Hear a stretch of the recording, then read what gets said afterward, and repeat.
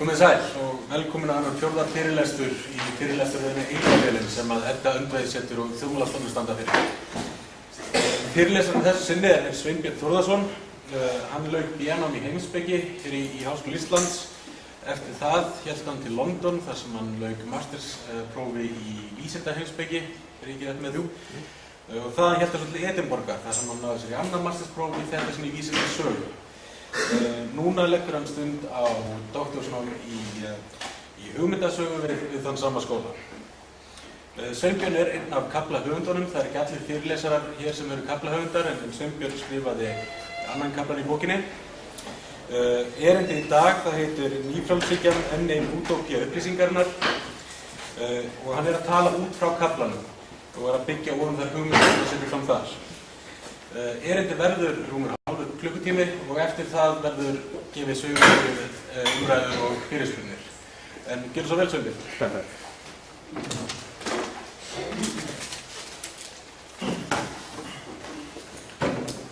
Þetta var sem að verið hljóðum á það. Sælökslumur. Ég er ekki komið til þess að ræða stuttlega frjálshyggju. Ég sá hann Kolbeini sem að skipulega þetta. Ég myndi ræða hér í dag hvernig frjálshyggjan á rætur sínar í upplýsingunni og þarna hvernig hún á allt skilt með hugmyndum, útópískum hugmyndum 18. aldar. Ég hyggst nálgast efnið á lítið óvenjulegan hátt, þótt að kenningar og tilgáttur samfélagið standi og falli á eigin verðleikum, þá getur skilningur á sögunum sem liggur þeim að baki oft kasta nýju ljósi á þær og hjálpa okkur að skilja þær og sjá þær frá fersku sjónarmiði. Hugmyndir, og þá sérstaklega hinar ýmsu hugmyndir í stjórnspeki, það er að segja hugmyndir hvernig samfélagið eigi að vera, verða aldrei til í tómarúmi, heldur eru þær ávallt barn síns tíma og eru afsprengi sérstakra kringumstæðina og sérstaks umhverfis.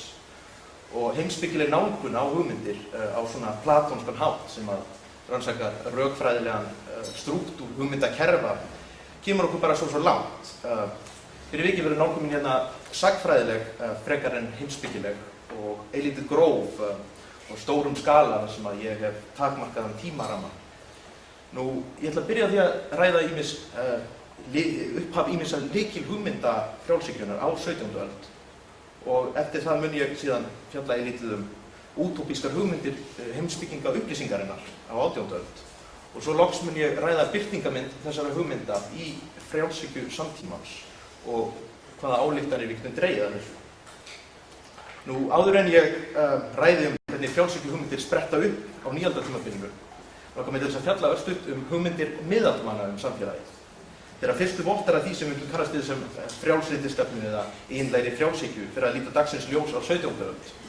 Höfðu Evrópubúar, eða allavega þeir Evrópubúar sem að létu sig slíkt varða, lengi litið á manninn og samfélagið sem eins konar hlekk í alheimskeðju veraldar, stigveldi eða hýrarkía þar sem að sérhver maður, hvort sem hann var konungur eða lénsmaður eða smábóndi, þjónaði sínu hlutverki innan stærra kerfis, sköpunarverkin í heild sinni. Flestar hugsun samfélagið var á aristótelískum nótum einkenndist af eðlishyggju svokallaðri, það var eðli bóndans að yrkja jörðina, eðli aðalsmannsins að drottna yfir þegnum sínum og svo framvegis. Og samfélagsskipunin var helguð af kirkjunni. Það er að segja hlutskipti manna í einu veraldlega lífi var sagt í höndum guðdómsins og fæstir spekingar þessara alda voru að spyrja þeirra spurningar sem einkenna stjórnmála heimspeki í dag. Spurninga á borð við hvers konar samfélagsskipan er réttlát eða af hverju ber mér að hlýða ríkisvaldinu. Allt þetta breytist á 17. öld og það er samfara vísindabyltingunni svokölluðu. Á 17. öld var mikil gróska í evrópskri fræðimennsku og lagðar voru undirstöður nútíma vísinda og hinar vísindalegu aðferðar. En í raun eru afskaplega miklar og afar merkilegar hliðstæður milli nýju vísindakenninga 17. aldar og þeirra nýju stjórnspekikenninga sem þá líta dagsins ljós. Evrópskir fræðimenn voru á þessum tíma að blása nýju lífi í kenningar heimspekingsins Epikúrosar sem hafði í fornöld haldið því fram að efnisheimurinn samanstæði af litlum ósmættanlegum ögnum, atómum. Og fremst í fararbroddi í endurlíkun og útbreiðslu þessar kenningar á 17. öld var franski heimspekingurinn Descartes Descartes var sannfærður að efnisheiminn mætti útskýra til fulls með því að útskýra sem sagt hegðun atómanna, hlutverk þeirra og lögmálin sem að þeir voru bundin. Og þessi nýju vísindi gengu hand í hand með nýjum kenningum samfélagið, þar sem að byrjunarreiturinn var einstaklingurinn, langanir einstaklingsins, rökhugsun einstaklingsins og skynsemi einstaklingsins. Nú, frjálshyggjan verður til í þessu umhverfi og hún á hugmyndafræðileg upptök sín á Englandi. Sögulegar rætur hennar má mjög greinilega rekja aftur til ófriðar þar í landi á 17. öld. Á Englandi hafðu miðaldir einkennst í megindráttum af friðsamlegu samlífi kirkju og krúnu, en eftir siðaskiptin var hinum veraldlegu valdhöfum landsins sífellt þyngra í skauti að berja stofnanir landsins út á trúarlegum grundvelli. Það geisuðu trúarbragðastyrjaldir í 30 ára stríðinu á meginlandinu og Englendingar bjuggu í öðrum orðum ekki með almenna samþykkt stofnanir samfélagsins. Trúarleg samheldni var ekki lengur til staðar. Það braust út borgarastyrjöld og þar börðust forsvarsmenn konungsvaldsins og ensku biskupakirkjunnar gegn hinum ýmsu trúarhópum mótmælenda. Nú, það var við þessar aðstæður sem að ýmsar undirstöðu hugmyndir vestrænu stjórnspeki hefðarinnar líta dagsins ljós. Thomas Hobbes, enskur heimspekingur, skrifar og gefur út verkið Leviathan árið 1651, en í því eru settar fram ýmsar hugmyndir sem að mínu mati mynda eins konar heimspekilegan og hugmyndafræðilegan grundvöll frjálshyggju hefðarinnar. Nú, Hobbes var fróður í vísindum síns tíma og þekkti vel til epikúrisma og var einn af öðrustu talsmönnum atómisma á 17. öld, þótt að framlag hans til náttúruvísinda séu almennt ekki talin mjög merkileg. En hann var hins vegar stjórnmálahugsuður í fremsta flokki. Nú, hann kann að virka einkennilegur sem eins konar forsprakki frjálshyggjunnar. Hann var hlynntur alræði konungs og er sennilega best þekktur fyrir bölsýni sína, sem birtist í þeirri mynd sem hann dró upp af náttúrulegu ástandi mannsins, en það einkenndist af hans mati að stríði allra gegn öllum, harðneskjumlegum veruleika þar sem að líf manna var einmannalegt og fátæklegt, grimmt, dýrslegt og stutt. Nú, lausnir sem að Hobbes lagði til gegn slíku ástandi var sterkt miðlægt alræði konungs. Hann var því hvorki lýðræðissinni né frjálshyggjumaður í tímaskilningi orðsins, en þó má finna mikilvæga hugmyndir og kennisetningar í stjórnspeki hans sem að hafa reynst frjálshyggju hefðinni ómissandi. Nú, einna mikilvægasta framlag hans var róttæk einstaklingshyggja. Hann hafði árum saman varið kröftum sínum í að skýra efnisheiminn út frá hegðunum einstakra atóma og lagðist í að skýra samfélagsheiminn og stjórnmálaheiminn út frá einstaklingum, hinum staka manni. Með þessu urðu mikilvæg þáttaskil í vestrænni stjórnspeki og raunverulegt rof frá fyrrum hugmyndum samfélagið og stjórnmál. Hobbes setur fram þá hugmynd að fyrir myndun samfélagsins hefði einstaklingurinn verið einn á báti í náttúrunni í sífelldum átökum við aðra menn yfirráð yfir takmörkuðum auðlindum. Í samfélagslegum heimi eru engin lög. Einstaklingnum eru engar siðferðislegar skorður settar, honum er frjálst að gera nákvæmlega það sem honum sýnist, enda óbundin af hvers konar lögboði og reglum. Nú, Hobbes velti því sér hvað gæti fengið manninn til þess að fórna slíku frelsi og fallast á einhvers konar ríkisvald.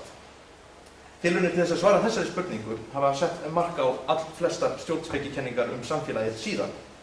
Nú, svar Hobbes höfðaði til ákveðnar kenningar mannseðlið sjálft, en hann kynnti til sögunar einfalt sálfræðilegt líkan til þess að útskýra mannlega hegðun. Menn stjórnuðust að hans mati að tveimur flötum. Það var leitin að ánægju og óttan við þjáningu og sársauka.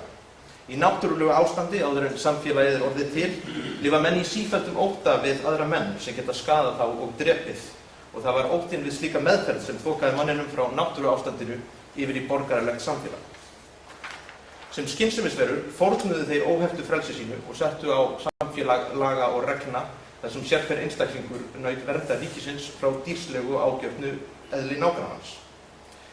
En það er mjög mikilvægt að greina frá því að Hobbes taldi samfélagið verða til án þess að höfða til einna allsherjar markmiða.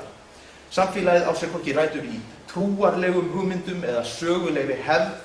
Það myndast og þróast og byggist upp og regluverk þess verður til ekki út af slíkum þáttum, heldur vegna þess að skynsamir, útsmóknir og eigingjarnir einstaklingar með eigin hagsmuni fremst í huga telja að þeim muni farnast best undir slíkum fyrirkomulagi. Nú, í stjórnspeki Hobbes birtast þegar tvö helstu einkenni frjálshyggju hefðarinnar, annars vegar allsherjar stjórnarfyrirkomulag þar sem að einstaklingar sækjast eftir eigin markmiðum, þar sem grundvöllur samlyndis skynsamlegur ótti við augljósar hættur frekar en sameiginlegar hugmyndir hið góða líf.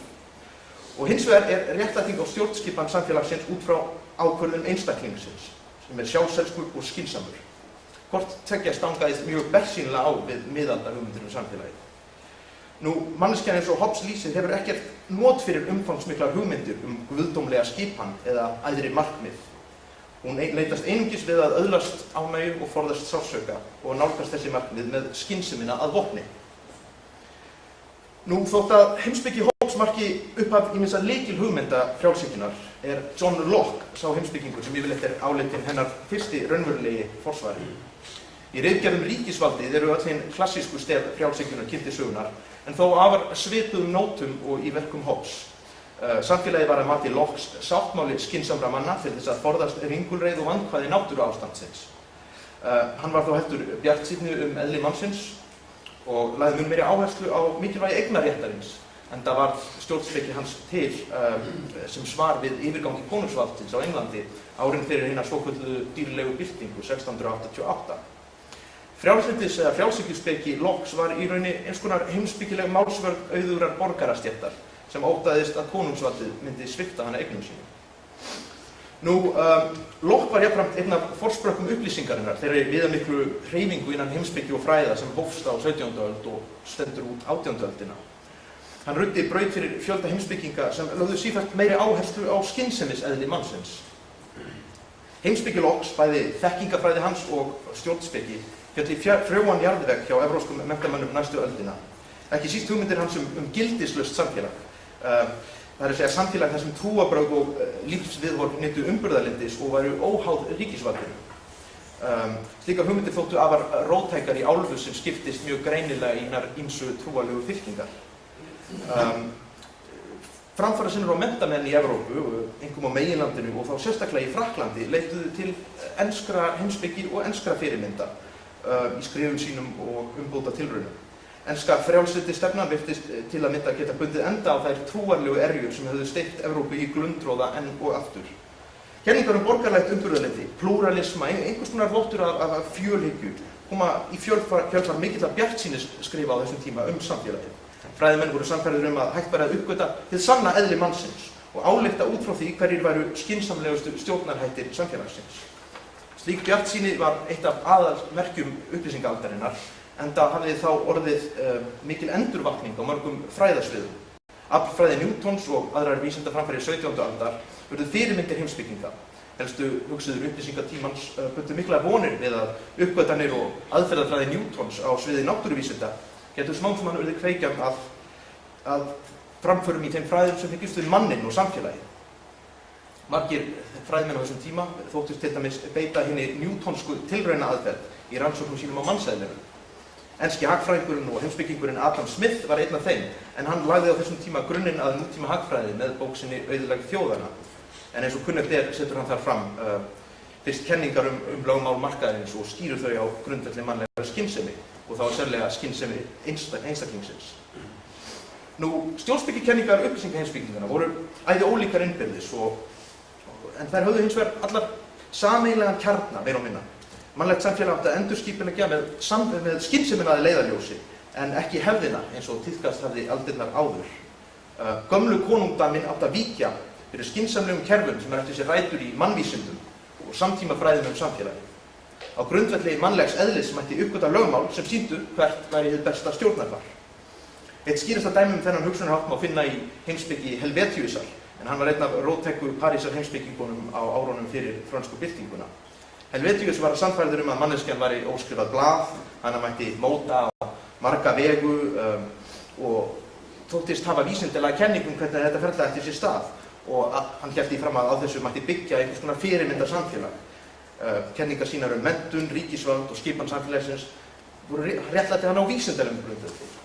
Kerfið hans væri rökfast og sjálfu sér samkvæmt og skynsamir menn myndu fallast á það ef þeir hugsuðu málið til hlítar.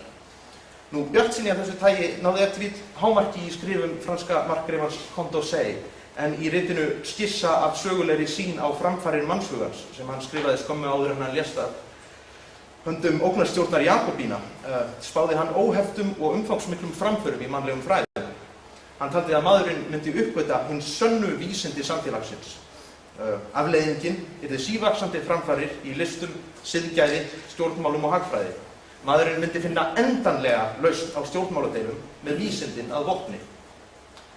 Nú, á síðustu áratugum 20. aldar skrifaði heimspekingurinn Isaiah Berlin mikið upplýsinguna og upplýsingaheimspekingana, sem ég var að fjalla hérna áður.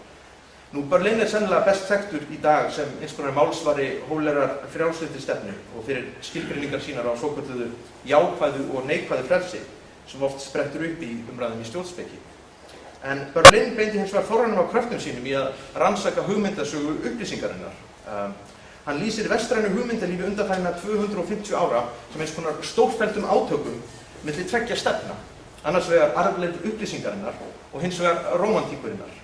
Arfleifð okkar úr upplýsingunni væri leitin að altækum, algildum, vísindalegum svörum við öllu, þar með talið siðferðislegum og stjórnspekilegum spurningum. Rómantíkin væri hins vegar einhvers konar andsvar við þessu. Þar væri áherslun á hið sérstaka, hið einstaka, hið óskiljanlega eða hið mystíska. Nú, siðfræði og stjórnspeki hugmyndir upplýsingaheimspekinga á borð við Helvetius, Condorcet og D'Holbach til dæmis voru svo sannlega ekki lagðar fram sem lausnir við vandamálum sinna tíma eða sínssamfélags eða sinnar þjóðar. Þetta átti að vera algildar, altækar og endanlegar pólitískar lausnir. Þetta var í rauninni pólitískur sannleikur með vísandilegan grunn að þeirra eigin trú. Ef bara menn hefðu réttu vísindin, væri hægt að smíða hið fullkomna og réttláta samfélag. Nú, áhrif þessara upplýsingaheimspekinga á stjórnspeki Vesturlanda hefur tvímælalaust verið gríðarleg. Karl Marx las þessa verkfrönsku upplýsingaheimspekingana af ákafa og skrifaði þó nokkuð þá. Hann þótti sjálfur vísindamaður og áleit sig vera að lýsa lögmálum sögunar, algildum lögmálum, sem ættu við í öllum samfélögum á öllum tímum. Í öllum samfélögum sem færi þar að segja í gegnum þróunarstigið yfir í kapítalisma. Nú, marxisminn var vestrænt, evrópskt fyrirbæri í húð og hár, vísindadýrkun gegnsýrð af áhrifum upplýsingarinnar. Svipuð afvegaleit vísindatrú einkennir einnig svokallaðan félagsdarwinisma sem naut mikillar hylli í lok 19. aldar og upp af 20. aldar. Nú hef ég rætt stuttlega hérna upphaf rökhyggju og einstaklingshyggju í stjórnspeki Hobbes og rætt aðeins upplýsingaheimspekingana og leit þeirra að algildum lögmálum samfélagsins, trú þeirra að það væri hægt að finna hið fullkomna algilda stjórnkerfi á grundvelli mannvísinda. Nú, hvernig geta þessi atriði varpað ljósi á frjálshyggju samtímans? Þá birtingamynd sem að hinar ýmsu frjálshyggjukenningar, hvort sem þeir kalla þessi classical liberals eða libertarian, nú, í megindráttum virðast þessar hugmyndafræðilegu þættir nýaldar sem ég hef hér rætt lifa enn góðu lífi í þessum stefnum, svo sem ekki bara í frjálshyggjunni, heldur einnig í öðrum stjórnspekistefnum sem eru eftir við fylgjandi aðkomu ríkisins á fleiri sviðum heldur en frjálshyggjan. En hins vegar kristallast þessi þættir sérstaklega í frjálshyggjukenningum samtímans. Líkt og stjórnspeki Hobbes frjálshyggja okkar tíma oft sett fram sem stjórnspekikenning án innbyggðra allsherjar gilda eða allsherjar markmiða. Samkvæmt henni leitar hver einasti einstaklingur eigin markmiða og hefur eigin hugmyndir hið góða líf að leiðarljósi innan ramma markaðs samfélagsins. Ennfremur styðst frjálshyggja samtímans að miklu leyti til við ákveðna kenningu mannseðlið sem á upptök sín bæði í upplýsingunni og í kristninni. Hver einasta manneskja sé meðvitaður og skynsamur gerandi með frjálsan vilja og þessi frjálsi vilji birtist þá sérstaklega í ábyrgð einstaklingsins og sjálfsákvörðunarrétti hans á markaðinu. Nú, allt frá 17. öld hefur frjálshyggjan byggt á þeirri trú að maður sé skynsemisverð og að stjórnskipanina megi réttlæta út frá mannlegri skynsemi. Þessi áhersla á skynsemina sérstaklega einkennandi fyrir frjálshyggjuhefðina og hefur haft gríðarleg áhrif á vestræna stjórnspeki. Hún einkennir meira og minna alla stjórnmálaheimspeki eins og hún stunduð í hinum enskumælandi fræðaheimi og þá bæði á vinstri og hægri væng stjórnmála og aðskilur til að mynda stjórnmálakenningar sem eiga rætur í frjálshyggjunni frá hefðbundnum íhaldskenningum. Nútíma frjálshyggja síðan ríkulega í bjartsýni upplýsingarinnar og þá tilhneigingu að nálgast stjórnspekispurningar og jafnvel siðferðislegar spurningar með vísindi að vopni. Áður fyrir hétu vísindin marxismi, darwinismi eða frenología þegar menn voru að fást við svona spurningar. En í dag heita vísindin hagfræði og leikjafræði. Og þetta teygir sig svo sem langt út fyrir frjálshyggjuna og í raun eins konar intellektual tíska sem hefur sett sitt mark á hinnar ýmsu kenningar á pólitíska litrófinu. Tvö frægustu heimspekirit 20. aldar sem fást við stjórnmála heimspeki það eru annars vegar Anarchy, State and Utopia eftir Robert Nozick og hins vegar A Theory of Justice eftir John Rawls byggja báðar á leikjafræðilegum grundvelli þótt niðurstöður þeirra séu afskaplega ólíkar. Nú öfgakenndasta frjálshyggjan í dag, svokallaður libertarianismi sem settur fram á þróttmikinn hátt í verki Nozicks, endurspeglar von einhvers konar algildan og alhæfan stjórnkerfisramma á grundvelli mannlegra skynsemi. Í tilfelli frjálshyggjunnar stjórnkerfisramminn eins konar lágmarksríki sem stendur einungis vörð líf, eignir og frelsi einstaklingsins.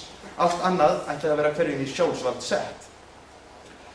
Nú, hvað sem okkur kann að finnast þetta, þarna eru ákveðnir vankantar á svona hugmyndum. Siðfræðingurinn Alasdair MacIntyre skrifaði merka bók fyrir 30-40 árum síðan sem heitir After Virtue, þar sem hann færir sterkur rök þess efni að upplýsingin hafi markað þáttaskil í hvernig við hugsunum siðfræði og siðferði. Það sem áður var gefið af guðdómnum, endanleg markmið mannlífsins, þurfti skyndilega að réttlæta á nýjum grundvelli þegar trúarbrögð hættuðu að mynda samlyndis grundvöll samfélagsins. Þetta hafi heimspekingar upplýsingarinnar lagst í að ákafa. Þetta kallar hann The Enlightenment Project eða upplýsingaverkefnið mikla, nefnilega það verkefni að réttlæta siðferðislegar afstöður okkar og í kjölfarið afstöðu okkar gagnvart stjórnmála heimspeki og stjórnkerfinu á grundvelli vísinda. Hans mati hefur þetta verkefni mistekist og áframhaldandi tilraunir til þess að gera þetta eitri hugsunargang okkar bæði pólitík og siðferði. Enn fremur bendir hann á að ýmsar þekktar stjórnspekikenningar okkar tíma, þar á meðal þessi nýja frjálshyggjan eins og birtist okkur í til að mynda verkum Nozicks, hafi í rauninni skotist undan þessu verkefni með því að setja fram stjórnspekina án þess að grundvalla hana í siðferðiskenningu eða siðfræðikenningu réttara sagt. Réttlætingar á stjórnarfari í verkum Nozicks og Rawls svo sem byggja á líkani af manninum sem hreinni skynsemisveru. En það er því miður oft þannig að það sem menn telja skynsamt jafn breytilegt og markmið þeirra og hugmyndir þeirra hið góða líf. Nú, Locke, eiginlegur faðir frjálshyggjunnar, var trúaður líkt og flestir samtímamennsinir. Hann notaðist við hugmyndina náttúrurétt til þess að grundvalla sín eigin siðferðislegu sjónarmið. Samkvæmt þeim bjuggu menn við ákveðin óafsamanleg grundvallar réttindi, jafnvel í náttúruástandum. En þetta var ólíkt, það er að segja það sem Hobbes vildi meina. Maðurinn bjó við grundvallar réttindi til lífs, frelsis og eigna og réttindi þessi áttu upptök sín í guðdómnum. Í stjórnarskrá Bandaríkjanna, sem sækir heilmikið til heimspeki Locke, einnig skírskotað til guðdómsins til þess að réttlæta svipuð grundvallar réttindi. En í dag byggja fáir frjálshyggjumenn, eftir því sem ég best veit, hugmyndafræði sína á trúarlegum grundvelli, enda myndi það takmarka sannfæringarmátt hennar verulega. En án guðdómlegs kennisvalds reynast þær hugmyndir sem liggja að baki frjálshyggjunni hins vegar vera til jafns við önnur siðferðisleg viðhorf. Hvers konar rökum skal beita til þess að réttlæta ákveðin réttindi en ekki önnur? Þetta er flókin og erfið spurning. Ég þykist ekki hafa nein endanleg svör og skoðanir á þessari spurningu eru mjög skiptar. En frá þessari spurningu verður ekki gengið auðveldlega. Ríki sem stendur vörð einungis þann eigna- og persónurétt sem nauðsynlegur markaðsskipulagi frjálshyggjunnar pólitískt kerfi byggt á siðferðislegum viðhorfum og siðferðislegum gildum sem byggja á menningarlegum arfi okkar.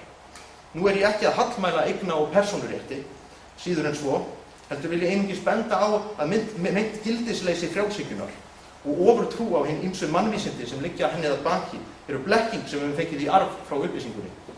Frjálshyggjan, líkt og aðrar stjórnspekikenningar, felur í sér siðferðisleg gildi. Hún beinlínis siðferðisleg hugmynd hvernig samfélagið eigi að vera.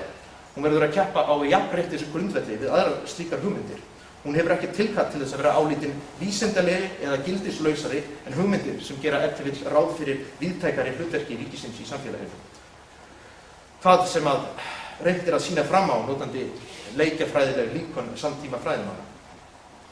Mér langar til þess að ljúka þessum fyrirlestri með tilvitnun í frægan upplýsingaheimspeking, íhaldsmann sem var samtímamönnum sínum lítið að skapi. Reason is and ought only to be the slave of the passions and can never pretend to any other office than to serve and obey them. Þetta skrifaði David Hume árið 1738 í ritgerð sinni mannlegt eðli. Með öðrum orðum, vísindin og skynsemin geta einungis sagt okkur hvernig við eigum að ná markmiðum okkar. Þau geta ekki verið leiðið af rísa okkar þegar við spyrjum hver þessi markmið eigi að vera. Það var hin mikla blekking upplýsingarinnar. Svo lengi sem þetta er satt, og það virðist ekki sem nokkuð fái því breytt eftir því sem það er best séð, eru þær stjórnspekikenningar sem segjast byggja á vísindilegum grunni í besta falli varhugaverðar. Takk fyrir.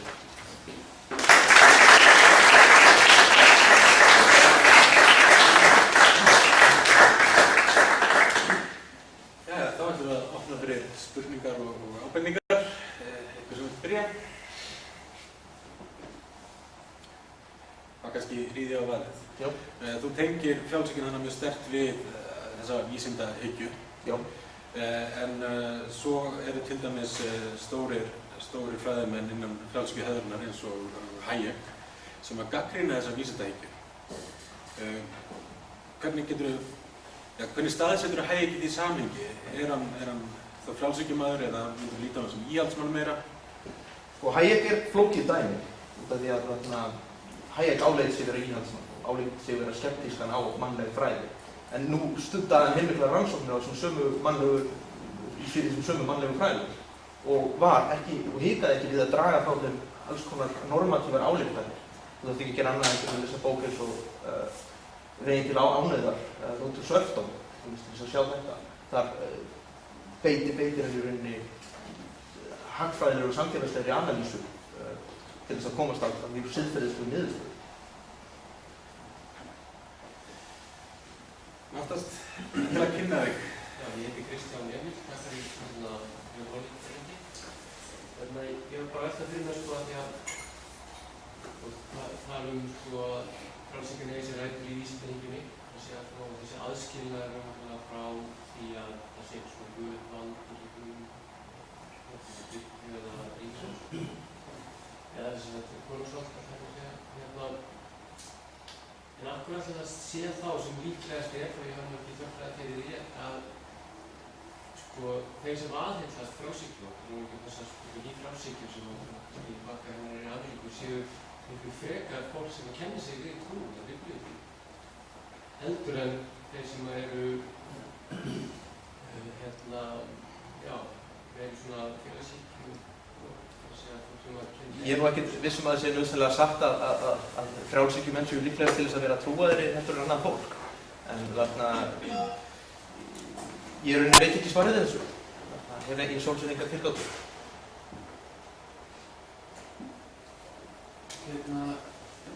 Eins og frjálshyggjan birtist allt inn á Íslandi, þá finnst mér að hún oft vera miklu tengdari eða mjög tengd rómansík og eins og náttúrulega hugmyndir forsetans okkar eðli Íslendinga og oft frjálshyggjumenn sjálfur eðli kaupandans og kauphyggjumannsins og það sem að líka peningur eru svona mikilmennsku hugmynd og að með litlum peningum verður til mikil auður og hagsæld og þar framöndugötum og við talum þessa brauðmálakenningu hans Hannesar þar sem að ýta undir svona hetjur og oft mikil dugur í kringum allt sem ég segir.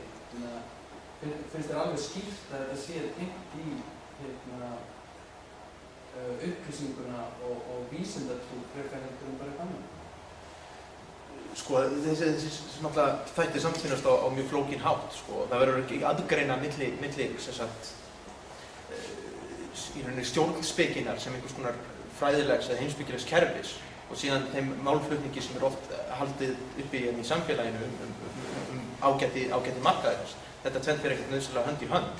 Mikið af þeim mönnum sem eru fylgjandi frjálshyggjunni hafa lítið kynnt sér þær stjórnspekikenningar sem liggja þar að baki. Inntak fyrirlestra míns var að sýna að í rauninni heimspekilegu grundvöllur frjálshyggjunnar er upplýsingararfleifð. Það eru náttúrulega, eins og ég segi, menn eru að tala eitthvað aðdáun og útrásarliðin og svo framvegis, þá þessi rómantískar ímyndir það má vel vera, en það er kannski yfirvoðalega lítið að gera með frjálshyggjuna sem heimspekikerfi út af fyrir sig.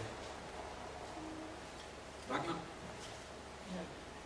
Ég þarf greinilega ekki að kynna mig fyrst að það búið sér að mynda með það. Öndilega gerðu það. Ég bara velta fyrir mér, því að ég svona kynnt með þetta innan sálfræðinnar með skynsemi mannsins. Þú talar mannvísindi og að það sé ekki hægt að byggja sem sagt í rauninni á þessum vísindum mannlegt samfélag. Mín litla útópía er svo að sálfræðingar hafa meira það að segja hvernig fólk gerð. Við vitum til dæmis, þar sem hagfræðingar og leikjafræðingar ekki vita, að maðurinn er ekki skynsamur. Við erum búin að sýna fram á það, að leikjafræðin meira að meina byggir á paranoju, sem kannski má ekki síst rekja til geðheilsu John Snass á svona tíma. En hvernig myndi ég lítast á það? Ef við myndum í alvörunni nota vísindi sem lýsa því hvernig maðurinn er í alvörunni en ekki hvernig hún finnst að ætti að vera samkvæmt einhverju hugmyndafræði. Myndi vera hægt einhvern veginn að byggja samfélag fyrir þau á vísindum þá? Er enlightenment endilega svo slæmt? Kerfi ef að við erum með real enlightenment, eða þannig, skilur þið meina?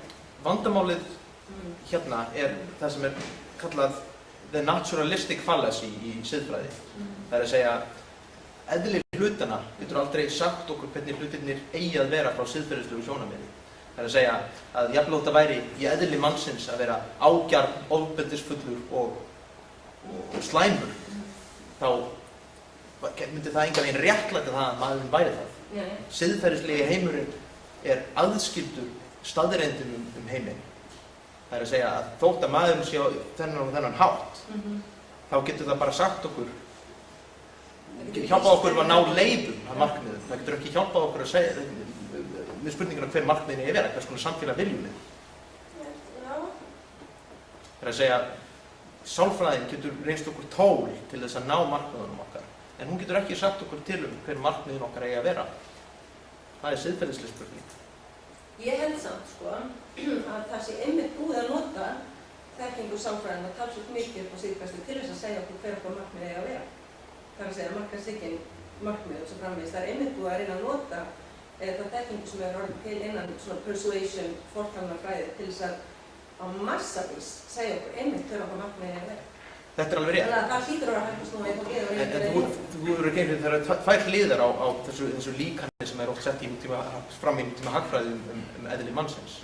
Þetta er annars vegar kenning hvernig mannskepnan hegðar sér og hins vegar getur þetta birst okkur sem siðferðislega afstaða hvernig maðurinn ætti að hegða sér. Og þetta hefur blandast mjög óþægilega saman í allri umræðandi.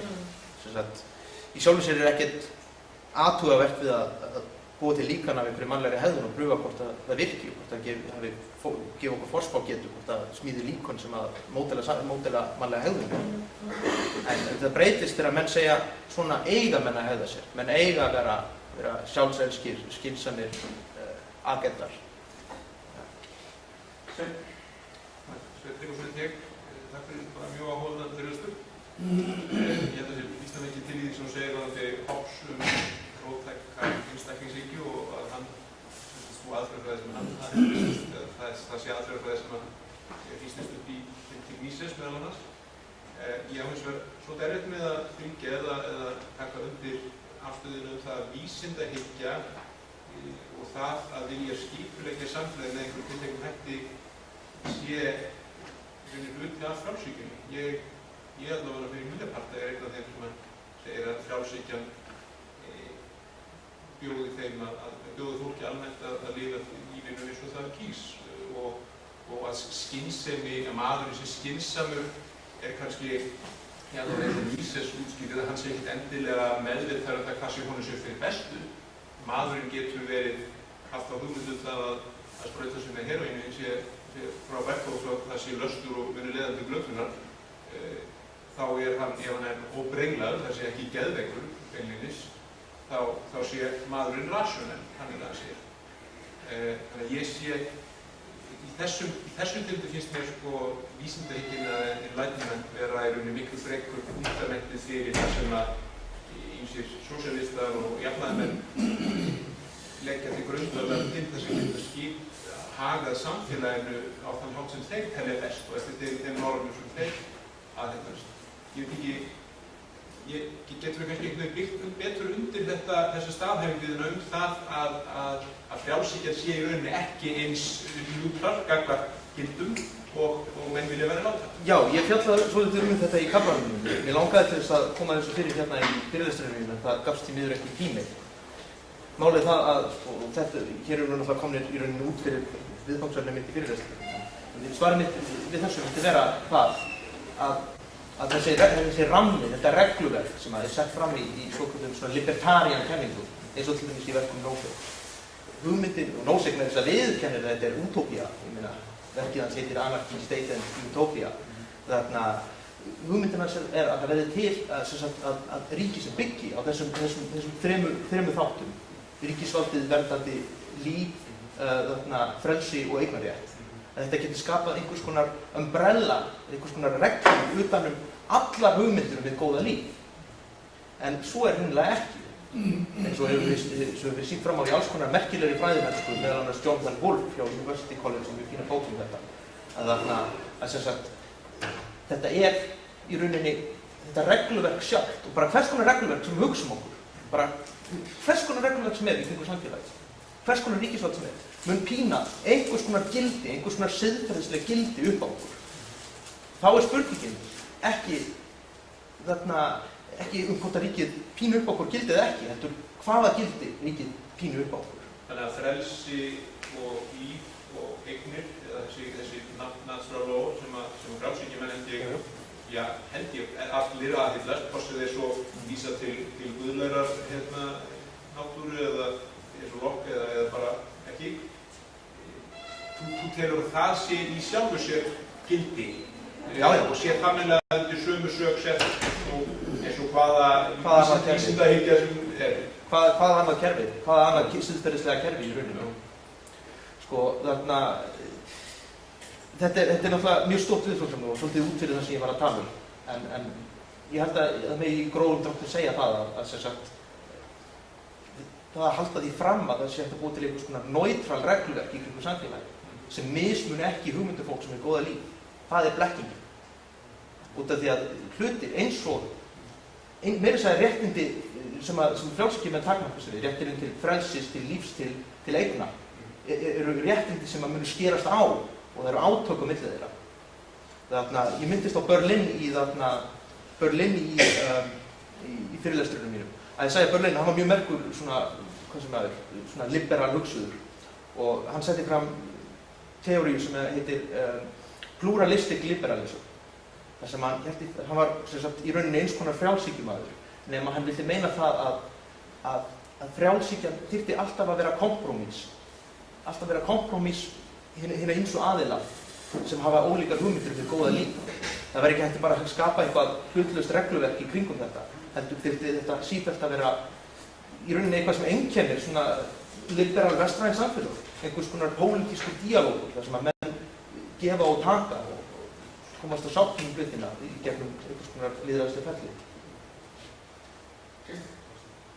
Já, mál. Fullt af spurningum. Mér svona ein spurning allavega ef ég skildi rétt, þá telur við að pælingina sem Marx sagði bara verið svona svolítið naív vísindapæling, hann ætlaði bara að leiða út frá vísindum fullkomna samfélag. Ég held að við alveg örgulega deila svolítið það að hann hafi ekki verið meðvitað að hann sé að blanda siðferði inn í það, sko. Þú veist, gagnrýni Karl Marx á þessum tíma var að hann var bara ekki nógu góður vísindamaður, sko. Það vantaði upp á að vísindana svo er góð, ekki endilega, sko, að tengsla milli siðferðis og vísinda var ekki í lagi, heldur bara að væri nógu góð vísindalega. Og þannig, það sem var Ragnar að tala um áðan, mér langar að skjóta aftur að það kannski aðeins betur að það, þú veist, þau eru svo óljóst hjá því hvernig hún sér það fyrir. Sér það fyrir til dæmis prójekt þegar Erik Orm Wright núna, ef þú þekkir hann, þú þekkir hvað hann veitir það, að vera að vinna með hugmyndir að breyttri samfélagsgerð með vísindin á vopni, en það er meðvitað með þessi sem siðferðilegt líka. Finnst þér það að vera samt eitthvað vinklis?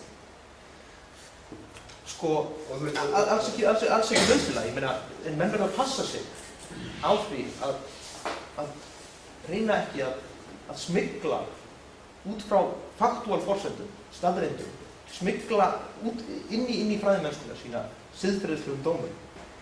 Það er mjög mikilvægt. Það er eitt að segja samfélag að þessari gerð gæti virkað á þennan og þennan hátt og segja samfélag að þessari gerð er æskileg.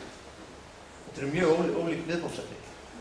Ok, ég skil hvað þú fara með þessu, en spurningi var það að frjálshyggjan sé svona vísindahyggjulega rökstudd, sko. En það er ekki svolítið svona Fukuyama pæling eftir fall kommunismus, fyrir það, þú veist, miklu meiri réttlætis, var ekki miklu meira á réttlætisbasis fyrir þann tíma, þegar þú varst að heyra meira sko forræðishyggja versus frelsi, í staðinn fyrir núna, þú veist, síðan 20 ára vissulega höfum við staðið upp með það er engin valmöguleiki, okkar kerfi að gera takmörk. Ég meina, ég er nú litla mætur á verki Fukuyama sem ég finnst bara að vera eintómt bull frá A til Ö, sko. Ég er bara eiginlega því minna sem er sagt þann mann og því bærist þess að bókina sé betra. Sko tímabil frjálshyggjunnar er misjafn sko upp á hvort þeir sé að nota þau rök, þessi hagkvæmnisrökin, eða hvort þeir nota réttlætisrökina. Þegar kommunismin var, Sovétríkin voru raunverulega ógn. Þá notuðu réttlætisrökin miklu meira. Jú, þetta er eitt Í loka spurning. Þannig að við bara í frátt þessu, sko, talum að í dag væru, eða frjálshyggjunni í dag væri útlitt á tveimur vísinda, eða tveggja væri hagfræði, sem vísinda, grunnur frjálshyggjunnar í dag. Og ég meðal að lært hérna hagfræði í þessum skóla sem er einhvern kennt sem vísindagrein, science. Og hérna, en hvernig birtist þetta sem siðferði? Ég er mjög samlega til að það er að kenna massíft siðferði í hagfræði við Háskóla Íslands. Hvernig þú talar það sem siðferði? Sko, þarna... Siðferði kenningar sem að styðja við frjálshyggjuna. Sko, eins og ég myndist á áðan, ég var að tala við hennar Rögnum, svara spurningur hennar, þá var mjög mikilvægt að aðgreina, sem sagt, staðhæfingar eðli mannsins frá svokölluðum prescriptive staðhæfingum, staðhæfingar hvernig maðurinn eigi að vera. Nú í sjálfu sér þá er hægt að smíða alls kyns hagfræði, þau verða bara síðan að standast tímans tönn, svo hvort þessu góð vísindi. Þetta er ekkert gildi slaði. Ef þetta líkanið virkar, þá getum við notað, ef það virkar ekki, þá hendur við því. Það er kannski ekkert, það segir okkur ekkert hvernig við eigum að hegða okkur. Það er bara tilraun til að lýsa því hvernig við í raun hegðum okkur. Það er mjög útfráknum grunngildum sem til dæmis eitthvað sem heitir skilsemi. Það er skilgreining í hagfræði hvað skilsemi er. Jú, það er Áfram byggja módel. Það er náttúrulega, sko, í teóríu getum við haft allt öðruvísi tegundar hagfræði. Við getum haft hagfræði sem er mun flóknari líkan af mannlegri hegðun. Það hafa verið gerðar alls konar tilraunir til þess að þróa slík líkön. Svona líkön sem hafa imperfect rationality, sem það er kallað. Þannig að hagfræðin þarf ekkert nauðsynlega að treysta á þetta rökhyggju-módel eða þetta skynsemismódel. Er það ekki bara kristaltað þar, ástæðan fyrir því að frjálshyggjan er að hrynja, eða þessi hagfræðilega frjálshyggja er að hrynja í vestrænu samfélagi eða í útlægum samfélagi, er vegna þess að hún byggir einhver sem heitir skynsemum aðeins sem er ekki til. Þannig að hann eftir tilstæðan eins og hann er skilgreindur fyrir. Maður bregst ekki við eins og módelin segja til að nefna bregst við þessi einföldu módel. Það er ekki endar allt á eitt veg sem við erum að sjá í dag að auðvunum endar á höndum fáraföldum sem maður hefur ekki skilsum. Jú, það er heilmikið til í þessu. Hvað svar? Hvað segir þú? Þetta er eitthvað að lókum? Nei, ég er góð. Það bara þakka ég Sveinbirni fyrir fyrirlesturinn og vil benda ykkur í lokin á erindina Rögnu Benedikt í næstu viku. Þið hafði áhuga á að fá meira upplýsingar um þessa sálfræðilegu innsýn í mannlega heim. Takk fyrir.